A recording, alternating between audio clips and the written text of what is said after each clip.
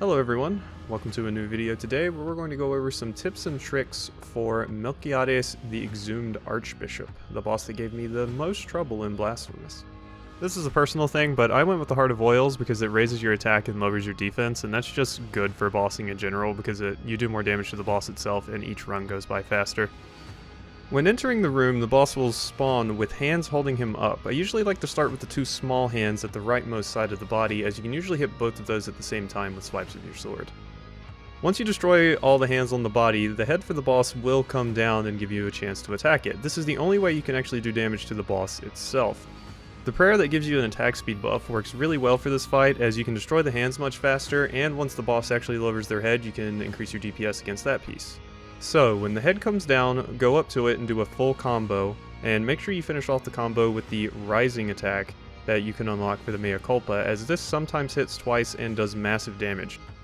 The mace attack that Melquiades does is very fast, so you're going to want to watch out for this. He usually can just do this attack randomly as long as you're under him, or I usually find sometimes if he's moving slowly, not quickly, from the right side of the screen to the left, he will kind of lazily move to you and then swipe down at you really quickly, so you really have to be careful of that.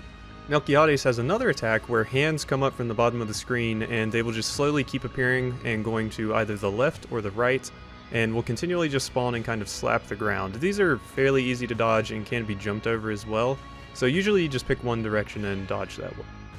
Throughout the fight, Melquiades will also summon pillars of light that will cover the battlefield. You're going to want to dodge these pillars as they do a lot of damage, but it is actually easier than it looks because even after the pillars appear, you can dodge through them, so that makes getting past them a lot easier. One of the main points of frustration in the boss for me early on was I would get the boss to lower their head, but then he would be stuck behind a pillar of light. But if you realize that you can just dash through the pillars of light, that's not a problem. So if pillars of light are in front of the boss once he lowers his head, just go ahead and dash through those and get as many full combos in as you can.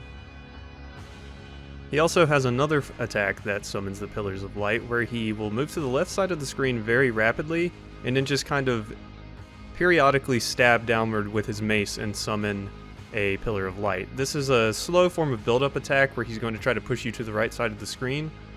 I usually take advantage of this time to hit the two small hands that he has on one side of his body, as it's pretty easy to get some damage in then. But once he starts to get you too far to the right side of the screen, you're going to want to dodge through one of those pillars so you can get on the safe side of him again. He's very vulnerable during this phase as long as you can manage to safely dodge the pillars. So in conclusion, don't sweat the pillars too much, just go ahead and dodge through those. They're not that much of an obstacle. The main point of contention for you is going to be that mace coming down on your head. So you're going to want to watch out for that, and other than that, the boss really isn't that difficult. You just slowly take the hands out and do as much damage as you can to the head when he comes down. So those are my tips and tricks for the Melquiades boss in Blasphemous. It was a pretty tough fight for me, so I thought I would just make this little video to kind of help some other people out that may be struggling with it. So I hope you have enjoyed, and I will see you next time.